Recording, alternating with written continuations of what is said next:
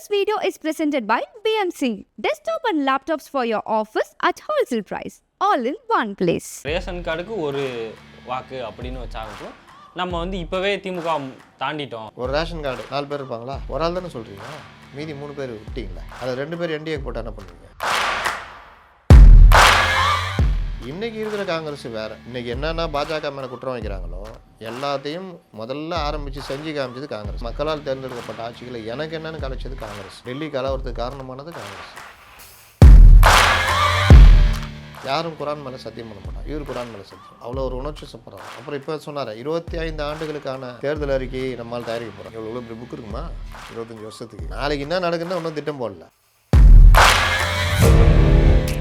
விஜயோட ரேஷன் கார்டில் அவங்க வீட்டில் ஓட்டு போடுவாங்களா? அவங்க அம்மா அப்பா போடுவாங்க சரியா? சத்தியமாக அவங்க பையன் மனைவியும் போடுவாங்களா? தமிழ்நாட்டில் ஒரு தொங்கு சட்டசபை வர மாதிரி ஆகிடும். இவர்களை நம்பி 2 கட்சியிலும் ஏதோ ஒரு கட்சி தொங்குற மாதிரி ஆகிடும். யார் தலைமைன்றது முடிவு பண்ணிக்கணும். அதுக்கு விஜய் வந்து இறங்கி வரும்.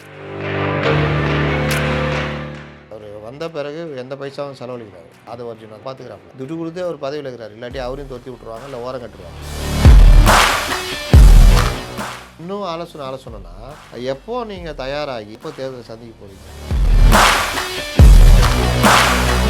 எஃப்டி பாலிடிக்ஸ் நேயர்களுக்கு வணக்கம். இன்னைக்கு நம்ம கூட பேசுறதுக்கு மூத்த பத்திரிகையாளர் முத்தலிப் சார் தான் இருக்காங்க. வாங்க பேசலாம். சார் வணக்கம். வணக்கம். காங்கிரஸ் ஏன் வேணாம் அப்படின்னு நம்ம மக்கள் மத்தியில் எடுத்து சொல்லும்போது முத்துக்குமார் அவர்கள் இறந்துருக்காங்க, அதை தொடர்ந்து ஈழ மக்கள் அவங்க எப்படி வதைக்கப்பட்டாங்கன்னு நம்ம பேசும்போது இன்னைக்கு எஸ்ஏசி அவர்கள் வந்து ஒரு காங்கிரஸ்க்கு ஆதரவாக ஒன்று சொல்லியிருக்காங்க. இந்த நாட்டோட சுதந்திரத்துக்கு போராடிய கட்சி வந்து இங்கே மலிவடைஞ்சிக்கிட்டு வருது, விஜய் கொடுக்குற வாய்ப்பை நீங்கள் பயன்படுத்தி நீங்கள் மீண்டும் இதுக்கு வாங்க அப்படின்ற மாதிரி சொல்கிறது வந்து எப்படி சார் ஏற்றுக்க முடியும்? ஒவ்வொரு கட்சியும் ஒவ்வொரு காலகட்டத்தில் ஒவ்வொரு நிலைப்பாடு இருக்குது. காங்கிரஸ் உடைய அந்த தியாகத்தெல்லாம் நீங்கள் மறுக்க முடியாது. வெளியுறவு கொள்கையில் இலங்கைக்கு ஆதரவாக அவர்கள் செயல்பட்டு இந்த இதை எடுத்தாங்க. ராஜீவ்காந்தி படுகொலையும் அதுக்கு ஒரு காரணமாக அமைஞ்சது. அதை அந்த குடும்பத்தை சேர்ந்தவர்களே ஆட்சி பொறுப்புலேயே இருந்தனால இன்னும் கொஞ்சம் வீரியமாக இந்த விவகாரங்கள் நடந்தது. அந்த விவகாரம் பற்றி பேசணும்னா பல விஷயங்கள் பேச வேண்டியது இருக்கும். எது தப்பு ரைட்டுன்றதெல்லாம் நம்ம அப்புறம். காங்கிரஸ் அடிப்படையில் இந்த சுதந்திர போராட்டத்தில் ஈடுபட்ட கட்சிகளில் அது ஒன்று. ஆரம்பத்தில் ஒரு வெள்ளைக்காரர்களால் ஒரு கிளப்பு மாதிரி ஆரம்பிக்கப்பட்டது. பிறகு தேசபக்தர்களாக இணைஞ்சி திலகர்லாம் காங்கிரஸில் தான் இருந்தார், சுபாஷ் சந்திர போஸ் காங்கிரஸில் இருந்தார், பெரியார் காங்கிரஸில் தான் இருந்தார், ஜீவா காங்கிரஸில் இருந்தார். கேரளாவில் இருந்த முதல் கம்யூனிஸ்ட்டு அமைச்சரவைக்கு தலைமை தாங்கின இஎம்எஸ் நம்பூதிரிபாட்டிலேருந்து சுந்தரையாலேருந்து சங்கரையாலேருந்து பலரும் காங்கிரஸ்லாம் இருந்தாங்க. பலரும் வந்து சோசியலிஸ்ட்டு காங்கிரஸ்னு தனியாக உள்ளுக்குள்ளேயே குழு வச்சுக்கிட்டாங்க. காங்கிரஸ் சுதந்திரத்துக்கு போராடுறது, அதில் மிதவாதிகள் இருப்பாங்கல்ல, அதாவது வெள்ளைக்காரங்களோட இது பண்ணிக்கிட்டு திவான் பகதூர் பட்டம் வாங்கி இப்படி இருக்கிற போகிறது. அது இல்லாமல் ஜமீன்தாரிகள் நிலச்சுவந்தார்கள் அவன் உள்ளுக்குள்ளே மக்களை வதச்சிக்கிட்டே நாடு சுதந்திரம் அடையணும்னு தனியாக பேசிக்கிட்டு இருப்பான். அப்போ மக்களை நீ வதைக்கிறிய, ஏழை மக்கள் விவசாயிகள் சாட்டை அடி சாணி பாலுக்கு எதிராகவும் போராடிக்கிட்டு சுதந்திரத்துக்கு எதிராகவும் இது பண்ணது ஒரு குழு. அவங்க காங்கிரஸ்லேயே இருந்தாலும் சோசியலிஸ்ட் காங்கிரஸ் தனியாக வச்சுக்கிட்டாங்க, ஜோதி பாஸ்லேருந்து எல்லாரும். அதுக்கு பிறகு அவர்கள் 1920 கட்சி தொடங்கினாலும் 25 வெளியில் வந்து இந்திய கம்யூனிஸ்ட் கட்சின்னு அறிவிக்கிறாங்க. எஸ்ஏ டாங்கே இந்த மாதிரி ஆட்கள். அதனால் காங்கிரஸ் 1845 அந்த பீரியடில் அது வந்தாலும் அது அப்படியே வளர்ந்து காங்கிரஸ் பேர் இயக்கன்றாங்களே இப்படி வந்திருக்குது. இன்றைக்கி இருக்கிற காங்கிரஸ் வேறு. அது வேறு மாதிரி போய் ஆட்சியில் வந்து இல்லாத இன்றைக்கி என்னென்னா பாஜக மேலே குற்றம் வைக்கிறாங்களோ எல்லாத்தையும் முதல்ல ஆரம்பித்து செஞ்சு காமிச்சது காங்கிரஸ். ஆட்சிகளை மக்களால் தேர்ந்தெடுக்கப்பட்ட ஆட்சிகளை எனக்கு என்னென்னு கலைச்சது காங்கிரஸ். எமர்ஜென்சியை கொண்டு வந்தது காங்கிரஸ். மதம் மோதல் தூண்டுதலில் பல இடங்களில் இறங்கி பண்ணது காங்கிரஸ். டெல்லி கலவரத்துக்கு காரணமானது காங்கிரஸ். டெல்லி கலவரம் ராஜீவ்காந்திக்கு இந்திரா காந்தி கொல்லப்பட்ட பிறகு சீக்கியர்களுக்கு எதிராக ஒரு கலவரம் நடந்ததில்ல, கொடுமையானது. ஒரு படத்தில் கூட அதை எடுத்திருப்பாங்க, அவ்வளோ கொடுமையானது. சிவசங்கரி கூட தன்னுடைய புத்தகத்தில் பதிவு பண்ணியிருப்பாங்க. ஒரு 10 வயசு பையன் ஓடி வருவான், இவங்க டெல்லியில் ஆட்டோவில் போகும்போது ஆண்டி காப்பாற்றுங்க ஆண்டின்னு ஓடிடுவான், ஸ்கூல் பையன். அவங்க இது பண்ணுற நேரத்தில் ஒரு பெரிய கும்பல் வந்து அந்த பையனை இழுத்துட்டு போயிடும். மறுநாள் அவன் இறந்து கிடப்பான். சீக்கிய பையன். அவன் என்ன பண்ணான்? இந்திரா காந்தியை அவருடைய பாதுகாவலர்கள் கொன்னாங்க. அவர்கள் சீக்கிய மதத்தை சேர்ந்தவங்க இருப்பாங்க. அந்த குழந்தை என்ன பண்ணுச்சு? இந்த மாதிரி சீக்கியர்களுக்கு எதிரான இதெல்லாம் வந்து அப்படி நடந்தது. அது காங்கிரஸ் தானே. அதனால் பல விஷயங்களில் காங்கிரஸுக்கு நமக்கு உடன்பாடு இல்லை, பல இது இருக்குது. இன்றைக்கி ஒரு அரசியல் கட்சியாக அது பல மாநிலங்களில் தோற்று போய் கடைசி கட்டமாக பல இடங்களில் துடைத்தெறியப்பட்டு இன்றைக்கி காங்கிரஸ் இருக்குது. காங்கிரஸில் இருந்த பலரும் நடவடிக்கை பிடிக்காமல் பிஜேபியில் போய் பிஜேபி தலைவர்களாக இருக்காங்க. அதுவும் நடக்குது. இப்போது நீங்கள் சொல்கிறீங்க அந்த எஸ்ஏ சந்திரசேகர் நம்ம கட்சியை பற்றி பேசும்போது காமெடி பற்றி பேச சொல்கிறீங்க. இல்லை சார், நான் என்ன கேட்குறேன்னா, அப்பேற்பட்ட காங்கிரஸுக்கு வந்து விஜய் வாய்ப்பு கொடுக்குறாரு, நீங்கள் வந்து சேர்ந்துக்கங்கன்றது அதுதான் இன்றைக்கி நிலமை. என்னென்னா சோடங்கரம் ஜான் ஆரோக்கியசாமி ரகசியமாக சந்திக்கிறதா இருந்தது. நான் நேற்று கூட பதிவு பண்ணியிருந்தேன் இருந்தது. இது செல்வ பெருந்தகைக்கு தெரிஞ்சிச்சு. ஏன்பா திமுக கூட உறவில் இருக்கிறோம், இந்த வேலையெல்லாம் பண்ணிங்கன்னா அது உறவு இன்னும் கெட்டு போயிடும்ன்ட்டு அவர் சோடங்கர் கூடயே ட்ராவல் பண்ணி அவரை போக விடாமல் பார்த்துக்கிட்டு சென்னையிலேருந்து அவரை ஃப்ளைட் ஏற்றி அமுச்சு விட்டார். இல்லாட்டி சோடங்கரம் ரகசிய சேர்த்து நடந்திருக்கும், கண்டுபிடிச்சிருப்பாங்கள்ல. அது மேலும் உறவை சிக்கலாக்குறது தானே. இது ஒரு பார்ட்டு. நீங்கள் 60 இல்லை 34% வச்சுருந்த காங்கிரஸ் 67 திமுக ஜெயிக்கும் பொழுது திமுக வாங்கின ஓட்டை விட அதிக அளவு பர்சன்டேஜ் வச்சுருந்தது காங்கிரஸ். 80 33% காங்கிரஸ், 22% திமுக, 24% அதிமுக பார்லிமெண்ட் எலெக்ஷனில். இவங்க 2 பேர் சேர்ந்து 55%, 37 சீட்டு ஜெயிச்சாங்க. பெரிய கட்சி எது? காங்கிரஸ். எது ரெண்டாக உடஞ்சா பிறகும் அவ்வளோ இருந்துச்சு. அன்றைக்கி ஸ்தாபன காங்கிரஸும் இருந்தது. அப்புறம் அப்படியே அது வழக்கொழிஞ்சு போச்சு காமராஜர் மறைவுக்கு பிறகு. அதுக்கப்புறம் ஒவ்வொரு கட்டத்திலும் தேஞ்சி இன்றைக்கி எவ்வளோ இருக்காங்க? 4-5-6% இருப்பாங்க. அதனால் இது எல்லாம் சகஜம். அதனால தான் எஸ்ஏசி இந்த மாதிரி சொல்கிறாரு, வாங்க நாங்கள் உங்களுக்கு பவர் கொடுக்குறோன்னு. ஜென்ரேட்டர் கம்பெனி வச்சுக்கிறாரு, பவர் கொடுக்குறாரு. இவங்களுக்கே பீஸை பிடிங்கி விட்டுக்கிறாங்க. இவங்க வந்து பவர் கொடுக்குறாராம் அவன் ராஜ்மோகன். நீங்கள் அதுக்கு போய் சொல்கிறீங்களா? ராஜ்மோகனும் எஸ்எஸ்சியும் யார்? ராஜ்மோகன் சொல்கிறாரு இந்த மாதிரிலாம் சொல்லிக்கிறார்கள், அவர்கள் பேச்சையெல்லாம் நம்ப வேண்டாம்னு அறிக்கை விட்டுருக்கிறாரு. என்ன சொல்லுவீங்க? ஆமாம் சார், அதையும் கேட்கணும்னு நினச்சேன். இது மாதிரி ராமதாஸ் அவர்கள்ட்டையும் சீமான் அவர்கள்ட்டையும் கூட்டணி பேச்சுவார்த்தை மீண்டும் டிவிக்கு வந்து தொடங்கியிருக்கு அப்படின்ற மாதிரி சொல்கிறாங்க. ராஜ்மோகன் என்னென்னா, ராமதாஸ் அவர்கள்ட்ட நாங்கள் கூட்டணி பேச்சுவார்த்தை பேசலை அப்படின்ற மாதிரி அதை சொல்லிட்டாங்க. ஆனால் என்டிகே சைடு அதை அவர் சைலண்ட்டாகவே மெயின்டைன் பண்ணிட்டு இருக்காங்க. இது இப்படி ஒரு சம்பவம் நடக்குதா சார் பேக்ரவுண்ட்? என்டிகே எப்படிங்க சேரும்? சீமானை பொறுத்த வரைக்கும் அவர் தலைமை ஏற்றுக்கிறவங்களா வரணும்னு அவர் எதிர்பார்ப்பார். இவரை பொறுத்த வரைக்கும் ஏன் தலைமை ஏற்றுக்கிறவங்க தான் எனக்கு கீழே வரணும்னு. இங்கே தான் பிரச்சனையே ஆரம்பிச்சது. அப்போது 2 பேருக்குமே முட்டிக்கிச்சு அதுலேருந்து. அப்புறம் இவர் போய் சீமான் போய் விஜய் தலைமை ஏற்றுக்கிட்டு இது பண்ணுவாரா? வாய்ப்பு இல்லை. விஜய் வந்து சீமான் தலைமை ஏற்றுக்குவாரா? விஜய் சீமான் தலைமை ஏற்றுக்கிட்டா ஒருவேளை கூட்டணி அமையலாம். அப்போ உங்களுடைய கொள்கையில் என்ன? திராவிடன்றீங்க, தமிழ் தேசியம் அவங்க கொள்கை, காங்கிரஸ் எதிர்ப்பு, இன்னும் பல விஷயங்களில் 2 பேருக்குமே பிரச்சனை. அதனால் அது எப்படி போகும்னு தெரியாது. அந்த மாதிரி நடக்க வாய்ப்பே கிடையாது. அதுதான் முதல்ல ஆரம்பித்தது. அதுக்கப்புறம் அது அப்படி தள்ளி போயிடுச்சு. இங்கிட்டு வா இல்லை அங்கிட்டு போ, நடுரோட்டில் லாரி செத்து போகின்ற அளவுக்கு அவர் கோபமாக சொல்கிற அளவுக்கு ஆகிடுச்சு. அப்புறம் எப்படி சீமான் இங்கே வருவார்? ஒருவேளை புத்திசாலித்தனமாக முடிவெடுத்து நம்மளுடைய இதை தள்ளி வைப்போம், தேர்தல் வெற்றியை மட்டும் யோசிப்போம்னா அது வேறு லெவலில் ஆகிடும். உண்மையாக சொல்கிறேன், தமிழ்நாட்டில் ஒரு தொங்கு சட்டசபை வர மாதிரி ஆகிடும். இவர்களை நம்பி 2 கட்சியிலும் ஏதோ ஒரு கட்சி தொங்குற மாதிரி ஆகிடும். சீமானுக்கு சில எம்எல்ஏக்கள் நாம் தமிழர் கட்சிக்கு கிடைக்கிறதுக்கும் வாய்ப்பு இருக்குது. ஆனால் யார் தலைமைன்றது முடிவு பண்ணிக்கணும். அதுக்கு விஜய் வந்து இறங்கி வரணும். உங்கள் தலைமை தான். அதுக்கு என்ன சொல்லுவாங்க? அதுக்கு நாங்கள் அவங்கள்ட்டே போயிருப்போமே. ஏடிஎம்கே தலைமையை ஏற்றுக்கிட்டு நாங்கள் போயிருந்தால் ஸ்வீப்பு 40னா 40க்கும் 45னா 45ம் கிடைக்கும். எதிர்கட்சி தலைவராக வரலாமே. அதுக்கே உங்கள் கூட சேர்ந்து அவ்வளோ கஷ்டப்படணும்னு. இன்னொன்று பணம். தேர்தலில் சீமானால் முடியும், விஜயால் முடியுமா? அது ஒன்று இருக்குல்ல. சேர்ந்து நின்னாலும் பிரச்சாரம் சீமான் பார்த்துக்குவார், செலவுகள்லாம் யார் பார்த்துக்கிறது? இது ஒன்று இருக்குல்ல. இவர் தான் கேரியரோட உச்சத்தில் இருக்காரு சார். கேரியரா? நான் சாப்பாடு கேரியரா? இல்லை, சினிமா துறை இருக்கட்டும். அது இவர் யாருன்னா அந்த காசை எடுத்து கொடுக்க போகிறாரா? அது தெரியும்ல. அவர் வந்த பிறகு எந்த பைசாவும் செலவழிக்கல. அவர் நம்மால் தான் பார்த்துக்கிறாப்புல. ஆதவ அர்ஜுனா தான் துட்டு கொடுத்து அவர் பதவியில் இருக்கிறார். இல்லாட்டி அவரையும் தொத்தி விட்ருவாங்க, இல்லை ஓரம் கட்டுருவாங்க. அந்த மாதிரி தான் ஓடிக்கிட்டு இருக்குது. அப்புறம் ஆனால் அவர் ஆதவர்ஜுனாவோட பேச்சு வந்து இப்போ இப்போது இந்த சிபிஐ விசாரணைக்கு முன் வரைக்கும் கொஞ்சம் அமைதியாக இருந்தாங்க. அங்கே டெல்லிக்கு போனாங்க, பார்த்தாங்க, வந்தாங்க. அதுக்கு பிறகாக இப்போது வந்து இந்த விசிகாவை சாடுறதும் அதிமுகவை ஊழல் கட்சின்னு சாடுறதும் வந்து சரியாக இருக்கும். அவர் மட்டும் அவுட் ஆஃப் கண்ட்ரோல்லே இருக்கிற மாதிரியே இருக்குது டிவி. அவர் அவுட் ஆஃப் கண்ட்ரோல் தான். இல்லாட்டி அன்றைக்கி நைட்டு அவ்வளோ பிரச்சனையான பிறகு நேபாளம் மாதிரி இலங்கை மாதிரி ஜெங்ஸி புரட்சி நடக்கும்னு போடுவாரா? அது பெரிய பிரச்சனை. அது லாஸ்ட்டில் ஒரு பெரிய வக்கீலெலாம் வச்சு உச்சநீதிமன்றத்தில் போய் நான் வந்து அழிச்சிட்டேன் அப்படி இப்படிலாம் சொல்லி ஒரு மாதிரி நிவாரணம் வாங்கினார். அது சரியான மனநிலையில் நான் போடல. போடல ஏதோ சொல்லி வாங்கிட்டார். இல்லைன்னா அவர் பெரிய சிக்கலை கொண்டு வந்து விட்ருக்கோம். அது ம் அவர் மேலே எண்ணெயே கூட கேஸ் போடலாம். வேறு நாட்டில் நடந்த புரட்சி ஒப்பிட்டு இங்கே புரட்சி வெடிக்கும்னா, ஐயா நான் அந்த அளவுக்கு இல்லை ஐயா, டம்மி பீஸியா சும்மா கோவப்பட்டு போட்டேன்ற மாதிரி கொண்டு போய் தான் முடிச்சு விட்டாங்க. இல்லாட்டி அது பெரிய சிக்கலை ஏற்படுத்தியிருக்கோம். அவர் அவுட் ஆஃப் கண்ட்ரோல் தான் எப்போவுமே. குரான் மேலே யாராவது சத்தியம்னு சொல்ல பேசுவாங்களா? நாலுலேருந்து நான் குடிக்க மாட்டேன், ஏம்மா நாலுலேருந்து நான் குடிக்க மாட்டேம்மா, நம்ம குழந்த மேலே சத்தியமானா அந்த அம்மா நம்போம். என்ன சொல்லும்? குழந்த மேலே சத்தியம் பண்ணிக்கிறா பார்த்துக்கோ, குழந்தைக்கு ஏதாவது ஒன்று ஆகிடும்னா அவனும் பயப்படுவான். ஐயோ சத்தியத்தை காப்பாற்றுறமான்னு. நாலுலேருந்து குடிக்க மாட்டேம்மா, பக்கத்து வீட்டுக்காரன் குழந்த மேலே சத்தியமானாலும் அதுக்கு என்னன்னா நமக்கு என்ன? இன்னொன்று சத்தியத்துக்கு வேல்யூ இருக்குமா? அப்படி தான் குரான் மீது சத்தியம். இஸ்லாமியர்கள் குரான் மீது சத்தியம்னா பயப்படுவான். இஸ்லாமியர் யாரும் குரான் மீது சத்தியம் பண்ண மாட்டாங்க.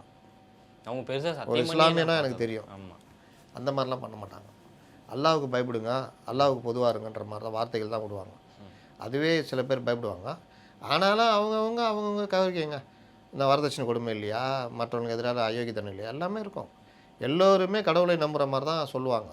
ஆனால் தப்புலாம் பண்ணுவாங்க. கடவுளை தண்டிப்பாருன்னு அவங்களுக்கு தெரியுமா? கடவுள்லாம் எங்கே வந்து தண்டிக்க போகிறாரு அப்படின்ற மாதிரி தானே ஓடிட்டு இருக்குது. அது ஒரு பார்ட்டுன்னு வச்சிங்களேன். யாரும் குரான் மேலே சத்தியம் பண்ண மாட்டான். இவர் குரான் மேலே சத்தியம். நீங்கள் எந்த மதமோ அந்த மதத்து மேலே சத்தியம்னு சொன்னீங்கன்னா ஓகே. அவ்வளோ ஒரு உணர்ச்சி சப்படுறாரு. அப்புறம் இப்போ சொன்னார் 25 ஆண்டுகளுக்கான தேர்தல் அறிக்கை நம்மால் தயாரிக்க போகிறார். எவ்வளோ இப்படி புக் இருக்குமா 25 வருஷத்துக்கு? நாளைக்கு என்ன நடக்குதுன்னா இன்னும் திட்டம் போடல. ஒரு பிரச்சார கூட்டத்துக்கு போனால் ஒரு இது போட்டிருக்காங்க 11 நாளைக்கு. காலையிலையும் கிளம்புறாங்களாம், திருவள்ளூர் போகிறாங்களாம், 44 கிலோமீட்ரு இத்தனை மணிக்கு. மறுபடியும் இன்னொரு இடம் போகிறாங்க, வேலூர் 2 ஹவர் ட்ராவலு. அங்கேருந்து வாணியம்பாடி ஒரு 1 ஹவர், அப்புறம் ஆம்பூர், அப்புறம் நைட்டு கிருஷ்ணகிரியா. ஏப்பா பிரச்சாரத்துக்கு போகிறீங்களா இல்லாட்டி சும்மா ஜாலி டூர் போகிறீங்களா? போகிற கணக்கை போட்டு வச்சுக்கிறாங்க. மேப்பில் போடுவோம்ல நம்ம கூகுளில் போட்டு, இங்கேருந்து திருவள்ளூர் ஃபுல்லாக சுற்றி வேலூர் போகிறதுக்கு எவ்வளோ நேரம் ஆகும்? 44 நிமிஷம் ஆகும், இத்தனை கிலோமீட்ரு. எங்கள் திருவள்ளூர்லேருந்து வேலூர் போகிறதுக்கு எவ்வளோ ஆகும்? 88 கிலோமீட்ரு, 2 ஹவர் ஆகும். அங்கேருந்து இப்படி போட்டு அதை தூக்கி வச்சு பிரச்சார பயணம்னா, அப்போ பிரச்சாரம் என்னன்னா, பொதுமக்களே அவ்வளோதான் கிளம்பா, திருவள்ளூர் முடிஞ்சிச்சு, மறந்து விடாதீர்கள், வேலூர் முடிஞ்சிச்சு, வாணியம்பாடி போகலாம், நமது சின்னம் போகலாம், ஆம்பூர் போகலாம்பா, அது கிருஷ்ணகிரியில் போய் மறந்து விடாதீர்கள் விசில் சின்னம், நைட்டு அங்கே தங்கிட்டு சாப்பிட்டு காலையில். இந்த மாதிரி ஒரு பிரச்சார பயண திட்டத்தையே ஒரு ஒழுங்காக போட தெரியாதவங்க 25 ஆண்டுகளுக்கான அந்த இதை போட போகிறாங்க. இவங்களை என்ன சொல்லுவீங்க? இன்னொன்று பாருங்கள், இவங்கள்ட்ட இருக்கிற அந்த ஆணவம் ஒன்று இருக்குது இவங்கள்ட்ட. அதாவது செங்கோட்டையன் ஜெயலலிதாவுக்கே ரூட்டு போட்டு கொடுத்தவர். அவர்கிட்ட கேட்டால் அவர் இந்த மாவட்டத்தில் இந்த போங்கப்பா, இப்படி போனோம், இங்கே எவ்வளோ நேரம் ஆகும், இந்த இடத்துல இப்போ வேலூர் மாவட்டமே போயிட்டாங்க வச்சுக்கோங்க, ஒரு 10 இடமாவது பேசினா தானே அது பிரச்சார பயணம். அப்போ 10 இடம் பேசினா அன்றைக்கி நாள் முடிஞ்சிடும். இவங்க ஒரே நாளில் 5 மாவட்டம் இங்கே தொடங்கி சென்னை, திருவள்ளூர், வேலூர், வாணியம்பாடி, ஆம்பூர், கிருஷ்ணகிரியா ஒரே நாள். செங்கோட்டையன்ட்ட கூட இவங்க ஐடியா கேட்கல, நாஞ்சில் சாம்பத்திட்ட கொண்டு போய் காட்டுக்கிறாங்க. அவர் என்னங்க இது, நான் ராக்கெட்டில் எதாவது போகிறீங்களா, ஹெலிகாப்டரில் போகிறீங்களா என்னன்னா அதை விட்டுட்டாங்க.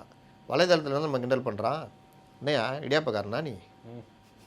இடியாப்பக்காரன் தான், இடியாப்பம்னுவான். வெளியே ஓடி வந்து பார்த்தா ஆள் இருக்க மாட்டான். நின்று பார்த்துட்டு வந்தோன்னா இடியாப்பம்னுவான், மறுபடியும் ஓடி போனால் ஆள் இருக்க மாட்டான். அந்த மாதிரி ஏதாவது பிரச்சாரம் பண்ண போகிறீங்களாடான்னு கேட்டு கிண்டல் பண்ணுறாங்க. அப்போ அந்த பிரச்சாரத்தை கொட்டித்தையும் நிறுத்திட்டாங்க, தள்ளி வச்சுட்டு இன்றைக்கி ஏதோ ஒரு ஆலோசனை கூட்டமாக போ அத்தா, சும்மா பால் ஊற்றுனா அவர் சாவே மாட்டிக்கிறாரு அப்படின்னு அந்த மாதிரி எம்டன் மகனில் அந்த மாதிரி போ அத்தா, சும்மா கூப்பிட்டு ஆலோசனை கூட்டம்னு கூப்பிட்டு இருக்கிறீங்க, ஒரே என் தலைவன் நடையப்பார் உடையப்பார் அதுன்னு தான் பேசுகிறீங்க, எதுவும் ஆலோசனை சொல்லவே மாட்டேங்கிறீங்க. ஏய் இந்த கூட்டத்துக்கு விஜய் வர்றாருன்னு, அப்படியா தலைவர் வர்றாரான்னு எல்லாம் வந்து பார்த்து தலைவர் எங்கே காணோம், தலைவர் போலீஸ் பர்மிஷன் கொடுக்கல வரதுக்கு, இப்படி ஊட்டின்னு ஏதோ கூட்டத்தை நடத்தினுக்கிறாங்க. என்ன பண்ணி இன்னும் ஆலோசனைனா எப்போ நீங்கள் தயாராகி, எப்போ வேட்பாளர் தேர்வு பண்ணி, எப்போ அவர்கள்ட்ட எல்லாம் அந்த வேட்புமனு தாக்கெல்லாம் ரெடி பண்ணி அதை கொண்டு போய் கொடுத்து அவர்களுக்கான அறிமுக கூட்டம் நடத்தி பூத்துக்கு இது எல்லாம் போட்டு தேர்தல் அலுவலகம் போட்டு அன்றாட வேலைகள் பார்த்து என்ன பண்ணி எப்போ தேர்தல் சந்திக்க போகிறீங்க? இதுதான் இவர்களுடைய இது. இதற்கு தலைவர் தான் இந்த மாதிரி உணர்ச்சி செய்யப்பட்ட யாதவ் அருண்ராஜ் தனியாக கழட்டினார். எப்பா என் தொகுதி என் மக்கள்ன்ட்டு அவர் அங்கே போய் உக்காந்துக்கின்னு அவர் தொகுதி மட்டும் அவர் இது பண்ணலான்னா அவர் தனியாக போய்கிட்டுருக்காரு. விஜய் எப்போ வந்துட்டம்பா நம்மளது குறைஞ்சது 20 நாள். இன்னும் என்றைக்கு வந்தால் 25ஆ? அடுத்த மாதம் 15 தேதி கூப்பிடுங்க, வரேன் வெளியே. 5 நிமிஷம் பேசுவேன், பிளாஸ்ட்டு. எப்பா ஜானு, யார்ட்டையா போய் நல்லா எழுதி வாங்கிட்டு வா, போன தடவை நல்லா இருந்தது, அவன்கிட்டே எழுதி வாங்கிட்டு வா, அவ்வளோதான். இது எப்படிங்க இந்த கட்சி அடுத்த கட்டத்தை நோக்கி நகரும்? நம்பிக்கை மட்டும் நம்பிக்கை. தலைவரை முடிவு பண்ணிட்டாங்களாம் ஜனங்க. நீ எத்தனை மாவட்டத்துக்கு போனால் ஜனங்க முடிவு பண்ணாங்க. பல மாவட்டங்களில் 10%, 10,000 15,000 ஓட்டு கூட இல்லை. நீ என்ன முடிவு பண்ணிட்டு இது பண்ண? 234 வேட்பாளர்ன்றது சாதாரண இல்லைங்க, பெரிய கட்சி. திமுக, அதிமுக. திமுக கூட 234க்கும் தனியாக அவங்க கட்சியில் வேட்பாளர் நிறுத்தினதில்லை. ஜெயலலிதா மட்டும்தான் அந்த வேலையை பண்ணாங்க. வேறு யாருமே இது வரைக்கும் பண்ணதில்லை தமிழக வரலாற்றில். நீங்கள் நேற்று கட்சி ஆரம்பிச்சுட்டு இந்த வேலைலாம் பண்ணுறீங்களே, என்ன வருது? அதனால் அவர்களுக்கு இது ஒரு சிக்கலான விஷயந்தான். இப்போ சார் அவங்க பேசும்போது சிடிஆர் என்ன சொல்கிறாங்கன்னா, ரேஷன் கார்டுக்கு ஒரு வாக்கு அப்படின்னு வச்சாங்களும் நம்ம வந்து இப்போவே திமுக தாண்டிட்டோம். ரேஷன் கார்டு பார்த்துருக்கீங்களா நீங்கள்? அப்படி சொல்கிறாங்க சார். நான் என்ன அது விமர்சனமாக என்ன வருது சோசியல் மீடியாவில் அப்படின்னா, விஜயோட ரேஷன் கார்டில் அவங்க வீட்டில் ஓட்டு போடுவாங்களா? அவங்க அம்மா அப்பா போடுவாங்க சரியா? சத்தியமாக அவங்க பையன் பொண்ணு போடணும், பையனும் மனைவியும் போடுவாங்களா எனக்கு தெரியாது. ஏன்னா இவர் வந்து இவருடைய முருகி அவங்க பிரிவுலாம் கிடையாது, எல்லாம் ஒன்றா தான் இருக்காங்க. இருந்தாலும் ஒரு இது இருக்கும், பேட்டா நீ வந்து நான் உனக்கு போடவே மாட்டேன்ற மாதிரி கோபமாக தான் இருப்பாங்கன்னு வச்சிங்களேன். அந்த மாதிரி சொல்கிறேன் நான், வேறு எதுவும் தனிப்பட்ட முறையில் சொல்லலை. அந்த மாதிரி எஸ்ஏசி போடுவாரா? என்னை கிட்டே சேர்க்கல, நான் உன் ஓட்டு போடணுமா? அடிப்படையில் அவர் திமுக வேறு அவர். அது அதனால் நான் இப்படி வரேன், ஒரு ரேஷன் கார்டு 4 பேர் இருப்பாங்களா மினிமம் வச்சுக்கோங்க, 4 பேர். ஒரு ஆள் தானே சொல்கிறீங்க, மீதி 3 பேர் விட்டீங்களே, அதில் 2 பேர் என்டிஏக்கு போட்டால் என்ன பண்ணுவீங்க? இன்னொன்று, ரேஷன் அட்டைகள் மக்கள் தொகை கணக்கெடுப்பு அடிப்படையில் இருக்குது. அது வந்து 7 கோடி வரும். ஆனால் வாக்காளர்கள் வந்து 5 கோடியே 60 லட்சம் இந்த எஸ்ஐஆர் இதில். அதில் வழக்கமாக வாக்களிப்பவர்கள் 6.5 கோடி இருக்கும்போதே 4.5 கோடி தான், 72%, 70%. இப்போ அதே ஒரு 4.5 கோடி, 4.4 அப்படி வரும். அந்த 4.4 தானே நீங்கள் வாங்குகிற ஓட்டு இருக்குது. திமுக 2.10 என்னமோ வாங்கினாங்க, இவங்க 1.80 1.90 வாங்கினாங்க. அதுதான் அவர் ஒரு சீமான் அப்போ கம்மியாக வாங்கினார், 23 என்னமோ வாங்கினார். பார்லிமெண்ட் எலெக்ஷனில் தான் 36 லட்சம் வாங்கினார். இப்படி தானே? இப்போ அதுக்குள்ளே இருந்து தான் உங்கள் ஓட்டு அங்கே போயிருந்தது. இப்போது 2.10 உங்களது 6% எடுத்துக்கிட்டால் கூட ஓரளவுக்கு 6ன்னா எவ்வளோ, 6 12, அதில் ஒரு 6 12,60,000 அந்த மாதிரி இருக்குது வச்சுக்கோங்க. அந்த ஓட்டு உங்களுக்கு வரப்போகுது. இஸ்லாமிய சிறுபான்மை, கிறிஸ்துவ சிறுபான்மை மக்களுடைய ஓட்டு, டிஎம்கே மட்டுமே இருக்கிற ஓட்டு அதில் இப்போ கொஞ்சம் வரும், உங்களுக்கு பாதிக்கிட்டே வரது வச்சுக்கோங்க. பட்டியலின இளைஞர்கள், அது பெண்கள், அதுன்னு கொஞ்சம் வரும். அப்போ டிஎம்கே ஓட்டை தான் இவங்க பிரிக்க போகிறாங்க. அது தப்பாக நின்னாலும் நிக்காட்டினாலும் இந்த விசில் சின்னத்தை காட்டி இது பண்ணி பிரிப்பாங்க. ஆனால் அது ஒரு ஓட்டாக இருக்கும், அது சீட்டாக மாறுமானா மாறாது. ஏன்னா இவர் சொல்கிற கணக்கெலாம் நடக்கவே நடக்காது. இன்னொன்று, கரூர் சம்பவத்துக்கு முன்னாடி விஜய்க்கு இருந்த ஒரு மரியாதை இருக்குல்ல, இவர் வருவார், எதாவது பண்ணுவார், ஏம்பா ஷூட்டிங் முடிச்சிருந்தாரு, இப்போ வந்துடுவார்ப்பா, அதுக்கப்புறம் பாரு வேறு லெவலு இதானே சொல்லியிருந்தீங்க. செப்டம்பருக்கு பிறகு பாடுறா அந்த தலைவனை, டிசம்பர்லேருந்து பாடுறா, அப்படி தானே ஆதரவு உருட்டினார். பார்த்துன்னு தாங்கிறோம், நான் பார்க்க முடியலையே. பாடுறான்ற எங்கே பார்க்குறா? அவர் பனையூருக்குள்ளே போய் உட்காந்துக்கிறாரு. ஜனவரிக்கு பிறகு பாடுறா, எங்கே பார்க்குறது? பனையூருக்குள்ளே தான் உட்காந்துக்கிறாரு. இல்லை பாதிக்கப்பட்ட மக்களுக்காக என் தலைவன் பாடுறா, அங்கே போவார், இங்கே வருவார். எங்கே போனீங்க? ஒடுக்கப்பட்ட மக்களுக்காக நான் இருக்கிறேன் அப்படின்னு ஆதவ அர்ஜுனா அன்றைக்கி விசிகாவை பகச்சிட்டாவை அறிக்கை விட்டார். ஒடுக்கப்பட்ட மக்கள்னால் யார்? தூய்மை பணியாளர்கள் போராடி இருந்தாங்க. இவங்க நம்ம சாலையோர பணியாளர்கள், சத்துணவு ஊழியர்கள், செவிலியர்கள், இவங்களாம் ஒடுக்கப்பட்ட மக்கள் தானே. அவங்களுக்காக நீங்கள் போய் என்ன பண்ணீங்க? ஒரு அறிக்கை விட்டிங்களா? எதுவுமே வேணாம், ஒரு அறிக்கை இல்லை. ஆதரவாக 2ஆம் கட்ட தலைவர்கள் ஆதரவு நிர்மலுக்கு போய் அவங்கள போய் பார்த்தீங்களா? உங்களுக்காக நான் நர்ஸு போராட்டத்துக்கு மட்டும் நான் உக்காந்தேன்னு சொல்லுவாங்க. அந்த கதை தெரியல உங்களுக்கு. ஈரோடு முடிச்சுட்டு வரும்போது, என்னப்பா பஸ் ஸ்டாண்ட் ஒரே கூட்டமாகுது, நர்ஸுகள் போராட்டம், அப்படியே வண்டி திருப்பு, அங்கே போய் உக்காந்தாரு, பேசினார், வந்துட்டார், அவ்வளோதான். சடங்கு பூர்வமான போராட்டம்னு சொல்லுவோம் இதை. போனோம், பார்த்தோம், வந்துட்டோம். மறுநாள் அது என்ன ஃபாலோ பண்ணீங்க? அவங்களுக்கான கோரிக்கை அப்பவும் போராடிட்டு தான் இருந்தாங்க. அதுக்கு எதாவது அறிக்கை விடுறது, விஜய் வச்சு அறிக்கை விட வச்சுருக்கலாம்ல. விஜயை வைத்து அறிக்கை விட கூட முடியாத லெவலில் தான் இந்த தலைவர்கள் இருக்காங்க, மாநில தலைவர்கள். ஏன்னா அதை விஜய் முடிவு பண்ணணும், இல்லை ஜான் முடிவு பண்ணணும். தூய்மை பணியாளர்களை கூப்பிட்டு பார்த்தாரு, அதுக்கப்புறம் ஃபாலோ பண்ணாங்களா? அதற்கு பிறகு 147 நாள் அவங்க போராடினாங்க. எங்கெங்கேயோ போகிறாங்க, ரோட்டில் போகிறான்னாங்க, மலையில் போகிறான்னாங்க, பஸ் ஸ்டாண்டில் போகிறான்னாங்க, சேற்று சகதியில் கூவத்தில் இறங்கி போகிறான்னா, என்னென்னோ பண்ணாங்க. ஏதாவது அவங்களுக்கு நீங்கள் துணை நின்னீங்களா? ஏதாவது அறிக்கை விட்டீங்களா? அதில் போராடி வறுமையில் வாடி ஒருத்தர் தற்கொலை பண்ணிட்டார். அது ஏதாவது போய் மரியாதை செலுத்துனீங்களா? நீங்கள் தான் ஒடுக்கப்பட்ட மக்களுக்கு நிற்கிறவங்க தானே. விஜய் நீ வராட்டி போ, நான் ஒடுக்கப்பட்ட மக்களுக்காக நிற்கிறேன்ட்டு ஏதாவது மாலைகளை வாங்கி போய் பார்த்துட்டு ஏதாவது செலவு வச்சுக்கமான்னு கொடுத்துட்டு வந்தீங்களா? சென்னையில் தானே இருந்தீங்க எல்லாரும். அந்த ரவிக்குமார்னு ஒருத்தர் தற்கொலை பண்ணிட்டார், தூய்மை பணியாளர். அந்த பேராவது தெரியுமா உங்களுக்கு? இதுதான் எலைட் அரசியல்னு சொல்லுவோம் நம்ம. அப்படியே போகிறது மேலேயே. வறுமை வறுமை, ஐயோ ஒடுக்கப்பட்ட மக்கள், ஐயோ ஐயோ வரட்டா, அவ்வளோதான். உள்ளத்தில் அது இருக்கவே இருக்காது. காரில் இருந்து மழை பெய்யும் போது ரோட்டை பார்க்குறவனுக்கும் குளிர்லேயும் மழை தண்ணியில் நனைஞ்சிக்கிட்டு எந்த காருக்காரன் தண்ணி அடிச்சுட்டு போவானோ, எங்கே பள்ளம் இருக்குமோன்னு ஒரு சைக்கிள் ஓட்டு போகிறனுக்கும் உள்ள வித்தியாசம் இருக்குல்ல, அதுதான் இந்த வித்தியாசம். அதனால் இது எலைட் கட்சி. இந்த தேர்தலில் சந்திப்பாங்க. ஏழைகளுக்கான கட்சி இல்லை. ஏழைகளுக்கான கட்சியெல்லாம் கிடையாது, எலைட் கட்சி. பல கேள்விகளுக்கு சிறப்பான பதில் கொடுத்தீங்க. நேரத்துக்கும் பதிலுக்கும் ரொம்ப நன்றி.